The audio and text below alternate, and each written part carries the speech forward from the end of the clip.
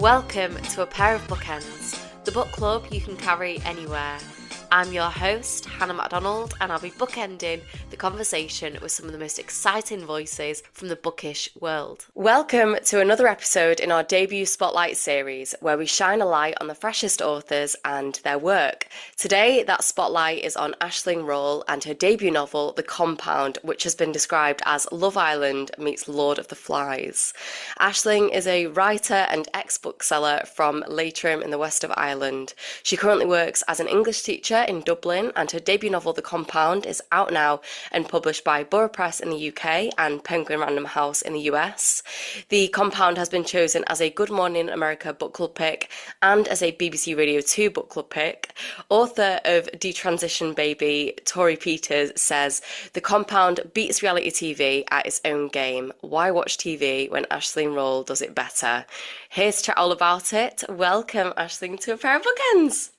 Thank you for having me. Thank you so much for coming on. I have been absolutely inhaling this book and telling everybody that will listen to me about it. I've loved it so much and I'm really excited to chat to you about it. But before we start, I have to ask you my favourite question, which is, what are you currently reading? Yeah, I'm about halfway through Moderation by Elaine Castillo. I've been hearing a lot about this. It's so good. It's such an interesting conversation. It's about a content moderator, and she's just sort of started a new aspect of her job in a sort of immersive virtual reality sort of theme park. But it's fascinating and it feels really icky in a really good way. And it's also a love story, which is always great. So I'd recommend it. I'm really enjoying it. I love that. I feel like we're seeing a new wave of content moderators as characters because did you ever read We Had to Remove This Post? Oh no, I was thinking of Sky Daddy I read a couple of months ago, but Oh my no. God, I've not read that. No, but Yes. yeah, We Had to Remove This Post is by Hannah Berkowitz, I think it I've is. heard of it. Yeah, that's so interesting. Well, I feel like they are truly at the center of this absolutely crazy time of trying to regulate what's unregulatable. Yeah, yeah, for sure. I really want to read that. And you mentioned Sky Daddy as well. Is that the same sort of? Yeah, I'd say it's the same in that the protagonist has the same job, but Okay. the kind of very USP of Sky Daddy is that the protagonist is like sexually attracted to and fascinated by planes. And it's kind of like a weird, sexy Moby Dick, but if Moby Dick, Oh. you know, a 747. Nice. I really want to read that now, and I don't know what that says about me.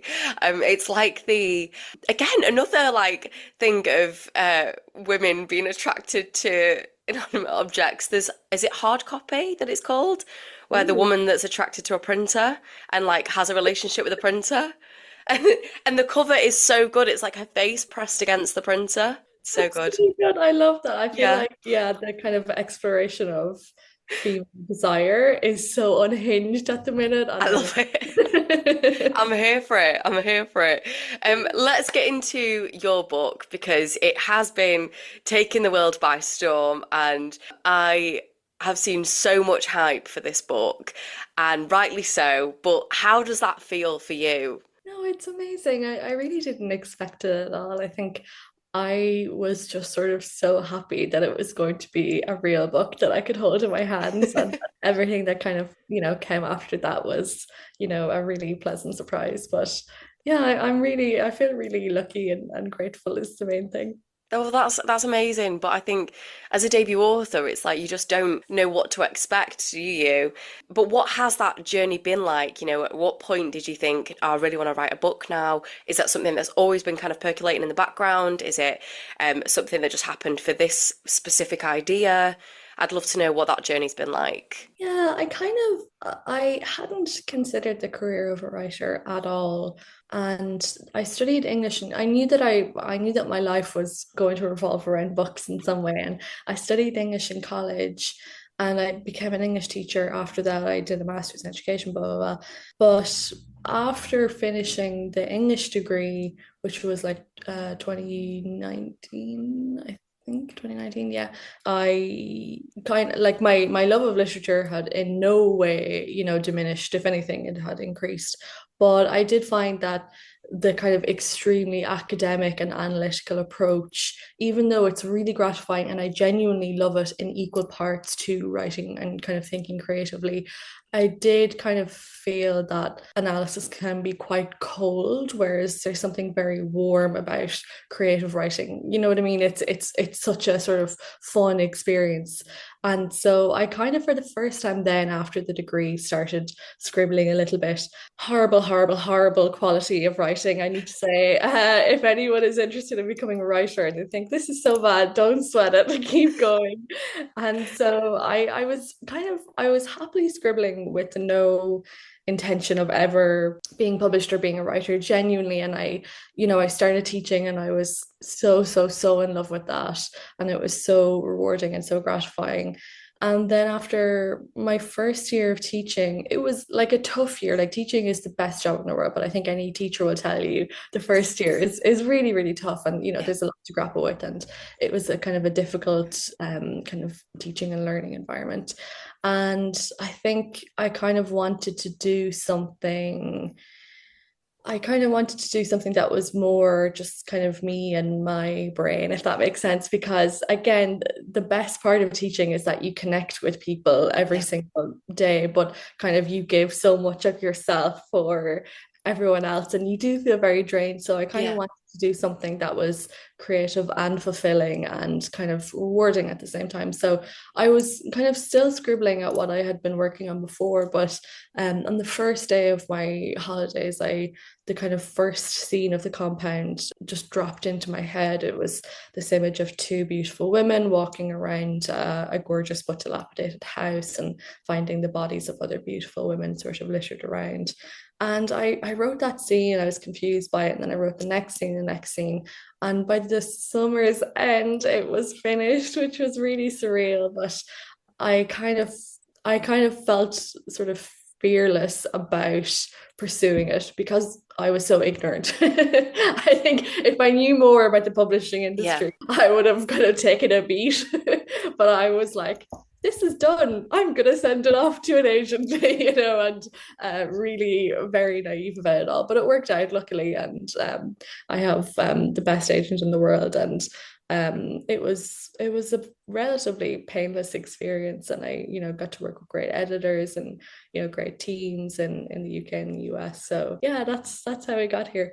That's amazing. I mean, I think it was such a quick turnaround for you writing that. So, it's amazing that you managed to take the time to get that all down because I know that with teaching it's such an all-encompassing job, and it takes up, so much of your life. I don't think people realize that like your job doesn't finish at the school gates, it continues at home and there's so much that you have to do. So to be able to take that time for yourself is so amazing. And thank God you did because this book came out of that time.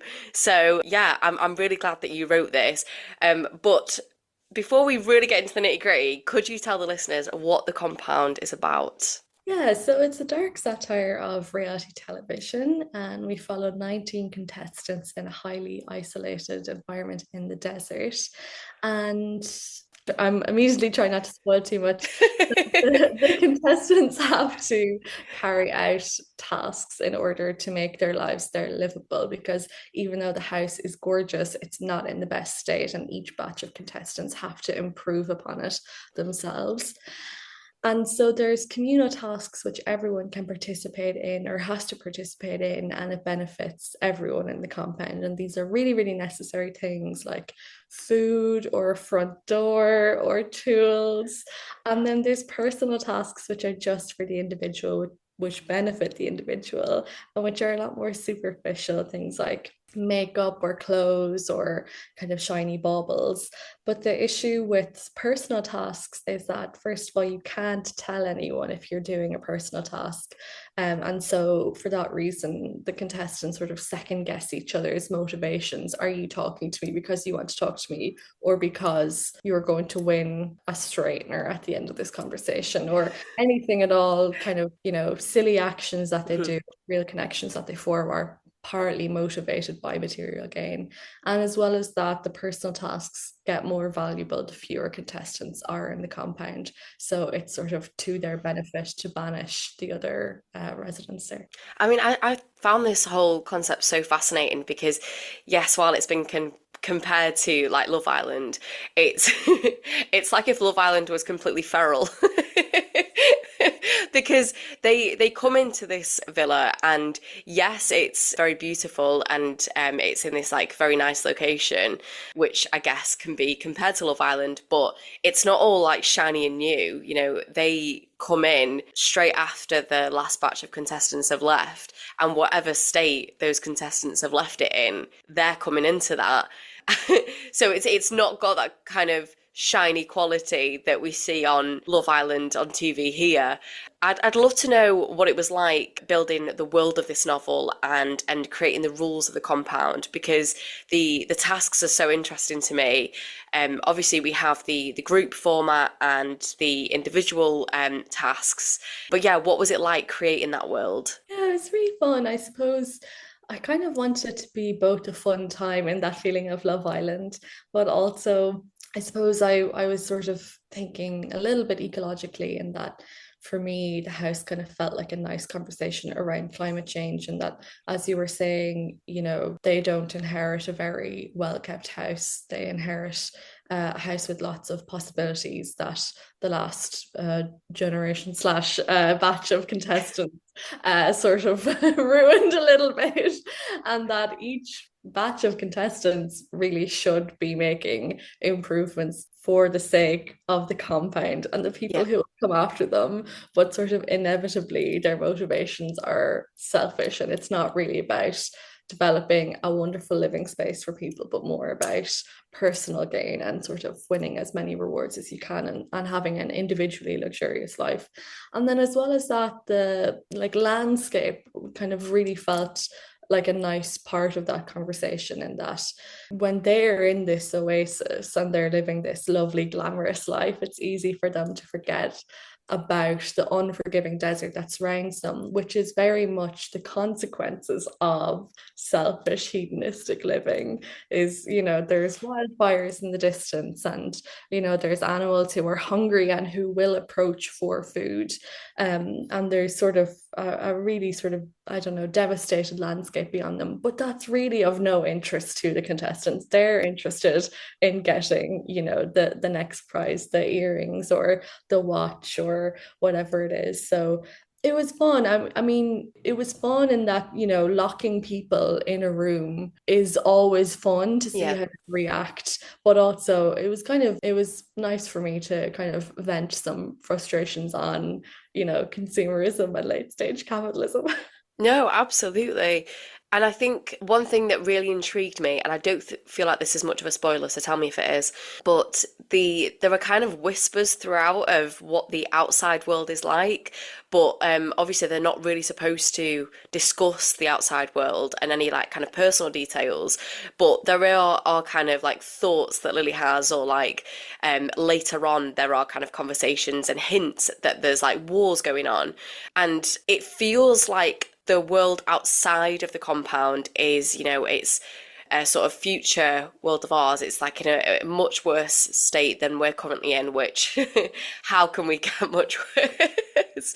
But that's what it feels like. But what were you kind of envisioning of what life was like outside of the compound? Yeah, I think to me it felt not that much worse than where we're at the Oh, minute. okay. But no, but I suppose it all depends on context. But Lily is very unwilling to share with us, the outside world, and so the reader doesn't know a whole lot.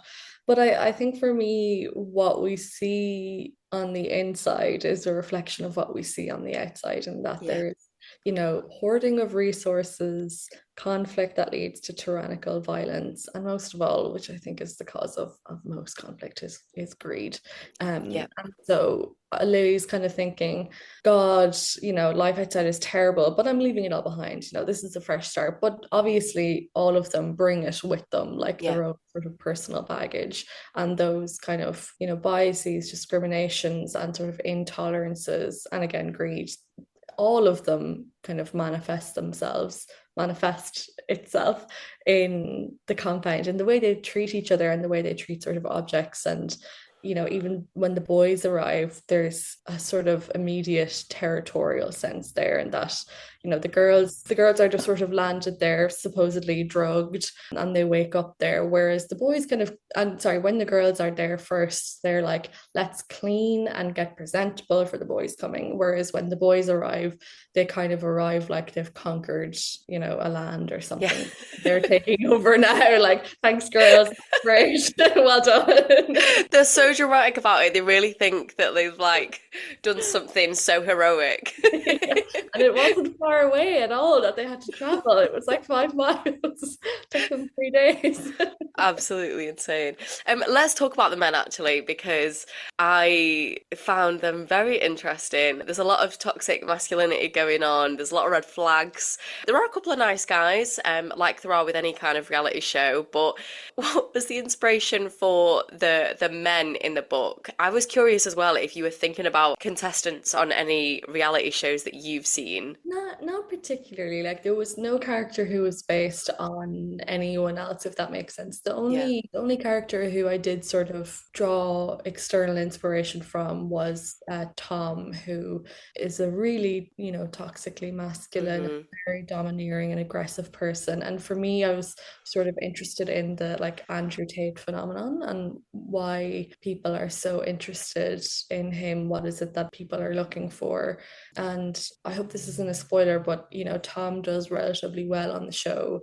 And that to me felt frustrating but necessary, in that I definitely have found, in these shows that, men who are walking red flags, but also genuinely, I don't really feel deserve screen time for the messages that they're promoting. They Yeah. often do well and they'll make it to the end. And, you might see them for several weeks, like gaslighting and manipulating, but they've kind of, I don't know if they've won people over or if it's because they've a sort of better understanding of how the game works and they know how to play it. But yeah, so Tom was definitely externally influenced. But for the other guys, like there's lots of good guys, and I definitely don't want to promote the idea that all men are trash. Like, No, no. at all. And so Sam, to me, I really loved Sam, and I I feel, love Sam. yeah, he's a petal. I feel Mhm. like he is sort of the best of masculinity in that,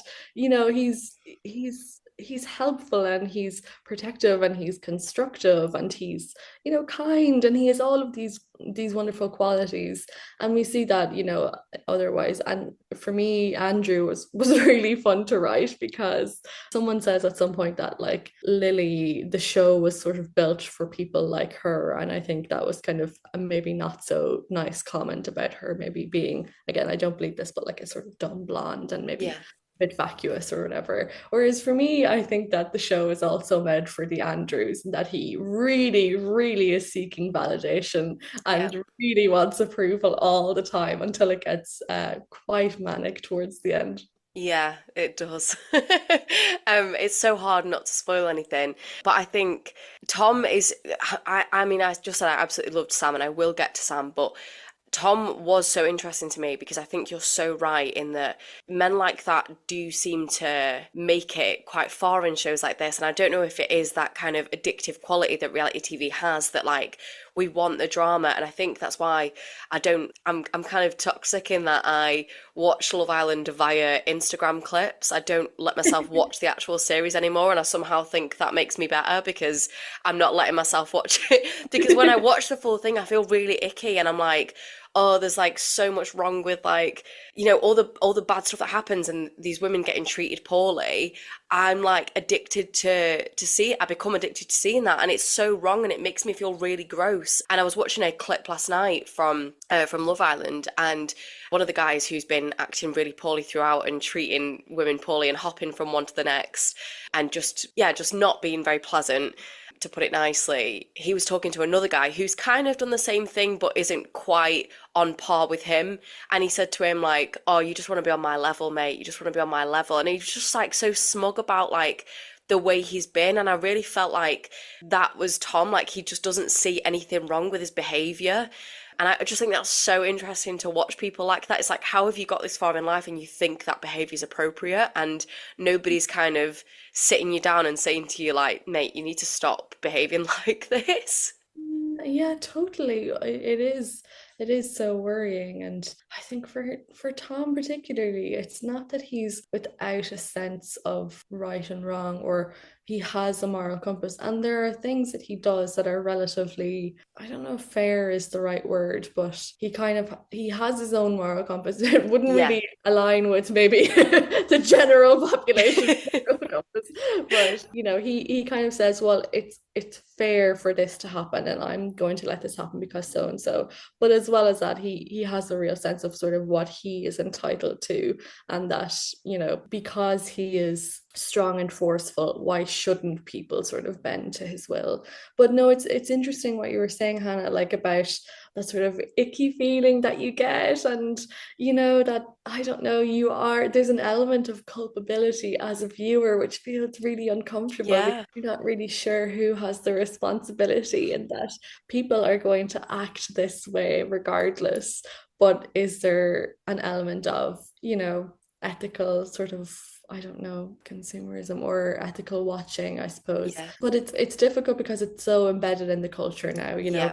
as we were saying about watching it on Instagram, it is sort of, you can't escape it. It's everywhere. And I don't mean you can't escape Love Island, but more so, I think in the world of surveillance capitalism, being monitored is no longer a scary Orwellian premise. It's like the norm. And Yeah. even beyond the norm, we're now promoting it as being something that's fun and sexy, like Yeah. watch these people and this is fun, or even kind of I think influencer culture maybe has sort of developed so rapidly that we're Yeah. sort of used to following strangers around in their everyday life and feeling, that we know them. So yeah, it's an interesting time to be living. It is. What is your relationship like with reality TV? Have you like watched it in the past, or did you have to like watch it for research for this? Yeah, I'd love to know what your relationship's like with it. Yeah, I watched a ton of Love Island over lockdown, definitely binged it.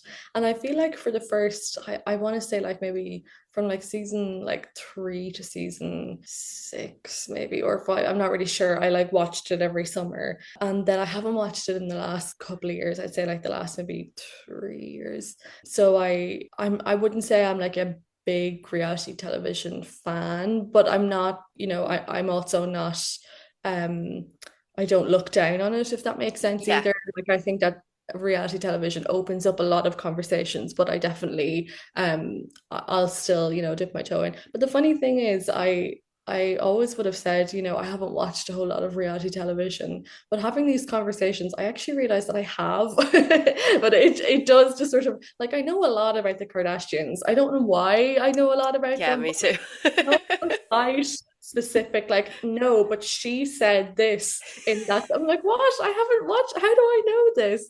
And I think as well, like as a kid, even watching like um, silly. I don't even know if it counts as reality television. Like, I don't know. Did you watch Total Wipeout? No, I didn't know. It was such a silly like I don't even know if they won anything at the end, but it was like a crazy obstacle course or whatever, which was kind of more humorous than it was, thrilling.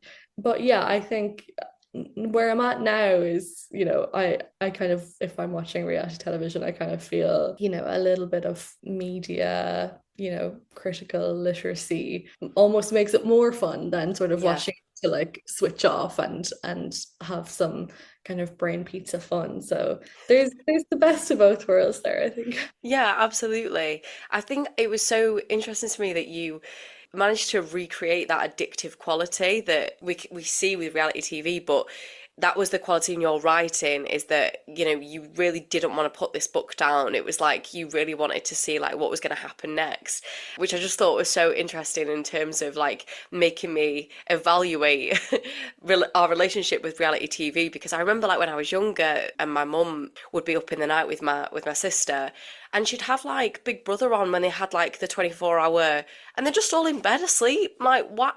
How is this television? Why are we watching this? It's so strange. I don't like it.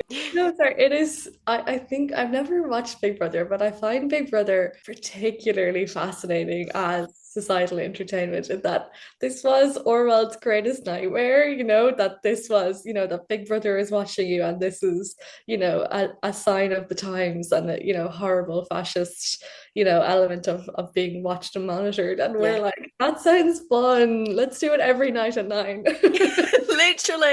Literally. I do want to ask you about writing influences, just with you mentioning Orwell, because you have a Animal Farm quote at the start of the book. I want to know, how did you feel that either that book specifically or that author has influenced your writing? I think for Animal Farm particularly, it is truly a heartbreaking book about, good intentions, and then, but also specifically good intentions for the good of the community.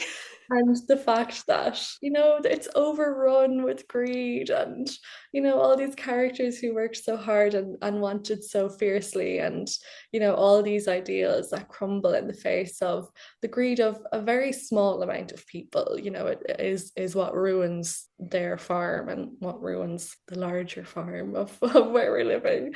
But I really love that, and I think I loved Molly's kind of quote from the beginning is that she's unsure if, liberty is worth more than ribbons, which I thought was a really fun place to start, and Yeah. kind of exploring what sort of moral price are you willing to put Yeah. on having, ribbons. Yeah. And that is, I think, a great place to think about your protagonist, Lily, because she's always watched the show. She doesn't feel that she has much worth beyond her appearance. She doesn't feel able to kind of contribute to conversations on like political and social issues. And she doesn't think that her life is going to get any better than being in this in the compound, and the fame that might attract and the brand deals that she'll get. She really feels like this is the sort of be all and end all. What was it like stepping into her shoes? Honestly, I really enjoyed it, and that Lily is quite different from me, and that felt kind of gratifying. But I wanted to kind of challenge assumptions, including my own, that people who go on these shows are somehow less intelligent and therefore more worthy of judgment and criticism. And I think that's a very convenient kind of thought process for people to have, to justify them, treating them really, really cruelly online. And, Yeah. with Love Island in particular, there's been, terrible treatment of people when they leave the villa. And Yeah.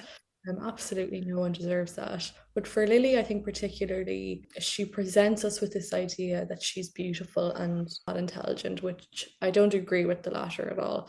And for me, what I've found endlessly, and particularly as a teacher, is that there are so many forms of intelligences, and that I truly don't believe that anyone on this earth is stupid, but intelligence and intellect are not mutually exclusive. And Lily has lots of intelligences, and she's very shrewd and observant, and that she thinks that her being passive is a kind of flaw, but it's actually a way for people to sort of trust her and maybe not treat her as maybe the threat that she might possibly be. But I think being in Lily's head, she is quite removed from the reader, even though we are in first person. Hopefully, what I kind of wanted was for you to feel immersed in the compound and the show, and to understand firsthand what it's like to, be under threat or be scrutinized, or to kind of have to wonder, am I desirable enough? Am I coming across as, overly provocative? But at the same time, because Lily holds us slightly at a distance, you still have that feeling of being a viewer or being a voyeur, and sort of you can cast your own aspersions if you want to, or you can sort of raise your eyebrows at what she's doing. So kind of managing that balance of being in her head and being a little bit distant was fun for me. It was, yeah, I don't know. I think that also in my head, the lilies in books are slightly underrepresented, and that we in the 21st century, we want female protagonist who's has razor sharp wit and is high flying, or even if she's, say for example, like floundering, she's still super smart, as she's still got everything together, and she's destined for greatness and blah blah blah. Whereas I like the idea of just sort of a normal girl who, you know, even though she is very pretty, she kind of feels that she doesn't have a lot going on for herself, and that she's not someone who you would kind of see on screen and think I'd love for her to write a book kind of thing. But yeah, it was a fun time. Yeah, I mean, she's a great character, and you're right, it does challenge our perceptions. I mean, it challenged my perception as a reader because, I've definitely watched characters on reality shows before and had sort of been quick to judge, and I don't see myself as a judgmental person. I see myself as quite open-minded, so it's interesting that when I'm watching people on reality TV, my perception sort of shifts slightly to how I would be if I met that person in person, if that makes sense. Yeah. It's so strange. But yeah, I thought she was a really interesting character. I also want to talk to you about, is it Jacintha? Is that how you say her name? Yeah. Because she becomes a close friend of Lily's, and I think they've got a lovely dynamic. Is she the first person that she meets? Yeah. Yeah, I just wanted to check that because I was like, I've said, I don't want to say it with my chest and then be wrong. But yeah, she meets, Jacintha's the first person that she meets, and I felt with Jacintha, she represents a real issue that we've seen on reality shows in terms of how race is treated and how black women are treated.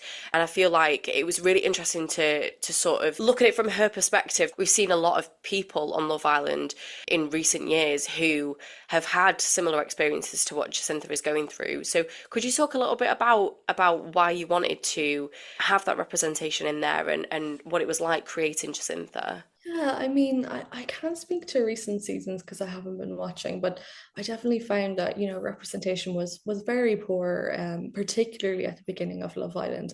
And because these shows are such a cultural phenomenon, it really matters when there is such an absence of diversity and representation, and that not just people of color, but also that you're seeing the same body type and being told this is what a 10 out of 10, Yeah. you know, person looks like, and which is really damaging. But I think for Jacinta, I like she is immediately placed at a disadvantage in sort of minor ways, in that the house isn't terribly well stocked, but there is makeup and the girls are delighted because, you know, the boys are coming and they need to look well, but there aren't the right shades for Jacinta, which it might seem like a minor thing, but it is actually such a sort of, I don't know, unjust and cruel symptom of the broader society, and that beauty standards do sort of seem to cater for and promote, you know, white people essentially. And then as well, Jacinta sort of feels a pressure to sort of couple up with the only other black person there, and that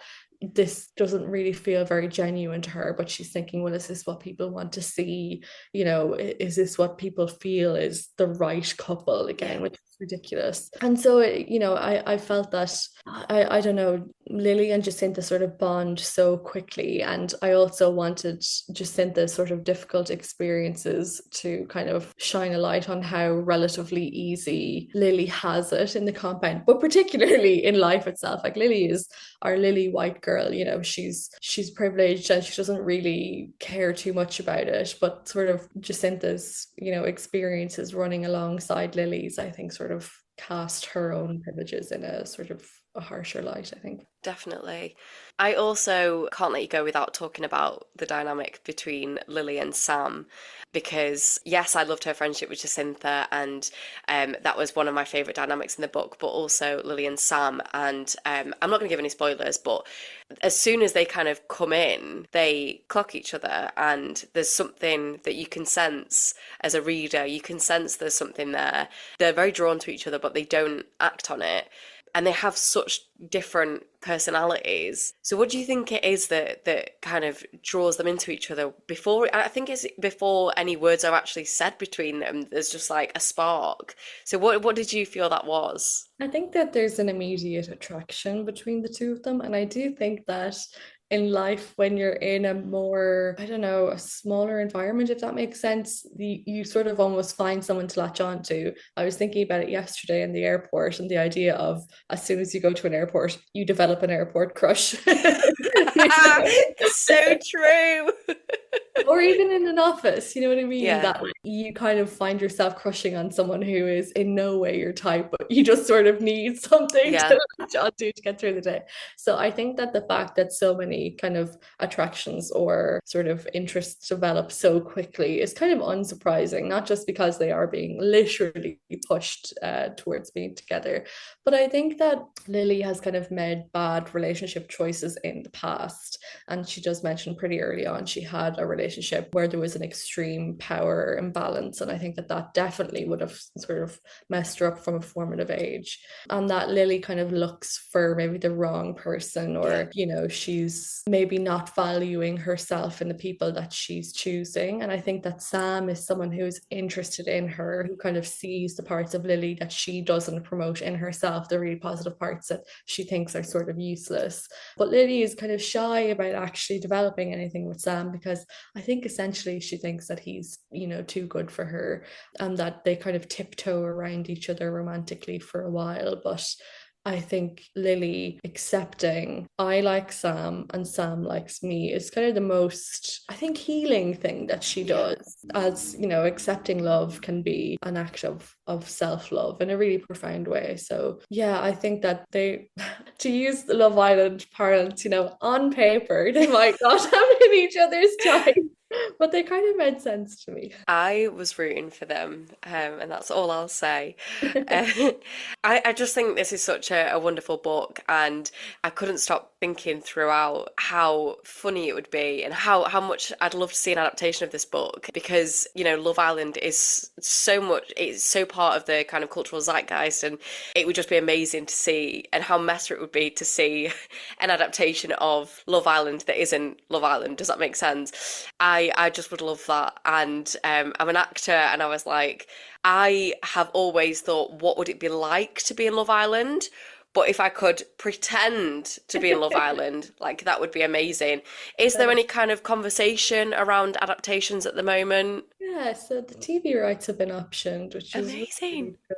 Yeah, but I'm trying not to think about it too much. I am just so genuinely thrilled that it's a book, you know. Yes, of course, yeah. Yeah, I totally get what you're saying. I think the like meta aspect of it is so fun, Yeah. particularly because I don't know, there's kind of layers to, I don't know, the voyeuristic thrill of it. You know what I mean? Like us watching a show about us watching a show is Yeah. really fun. So who knows? Who knows? I mean, these things can change so quickly, can't they? But it's amazing that they've been optioned, and I'll keep my fingers crossed. But for now, it is a book, and it is out in the world, and it's an amazing book. And I think this is going to be a perfect book for the summer. And I am envisioning seeing it crop up a lot on people's sunbeds and on the beach, which is also a kind of meta thing as well. But I love this book so much. So for our listeners, I will be popping links in the show notes. If you are a US listener, I'll pop a link to grab a copy for yourselves, and I will also be popping a link in the show notes for our UK listeners. Is it available anywhere else, or is it just the UK and the US at the moment? I think, yeah, at the minute, just at the minute. Amazing. So yeah, there are links in the show notes for those. Is there anywhere that the listeners can find you online, Aisling? No, No. I'm very offline, I'm Good afraid. for you. And I've just remembered, I forgot to ask you for a recommendation, which is usually my favourite thing to finish on. So is there anything that you'd like to recommend to the listeners? Ooh, that's a good question. I just finished and I have been pushing it on every single person, whether they want a recommendation or not. But it's Isolab. I hope I'm pronouncing that right, by Allegra Goodman. Oh my goodness. I'm sorry, I am gonna have to pitch it really quickly because it's such Please. it is so good. So it's a true story about a French sort of woman of noble birth during the, oh gosh, I'm actually getting it mixed up. I want to say like 15 or 1600s. And her parents die, and her lands and her, you know, wealth is taken away by her guardian. Her guardian is an explorer, and he's setting off to explore New France or Canada. And he decides he's going to essentially sort of sell off Marguerite into marriage for his gain as he's exploring. But along the way, as they're traveling to New France, she falls in love with his servant. And as punishment, he abandons Marguerite, her partner, her love, and her servant on an abandoned island. And so the story is her like fighting off polar bears and, you know, like hunting for food and all of that. But it's it's astonishingly entertaining, but it's also heart-rendingly beautiful. And the writing is sublime, and it's a true story. It's Oh. honestly, it's incredible. So I'm recommending it to absolutely everyone. This sounds so good. I haven't heard of it, I don't think. So Yeah, I will yeah. have to add that to the TBR. Cool. Thank you so much. And thank you so much, Ashlyn, for joining me today. I've absolutely loved chatting to you, and I absolutely love this book. So thank you. Thank you so much for having me.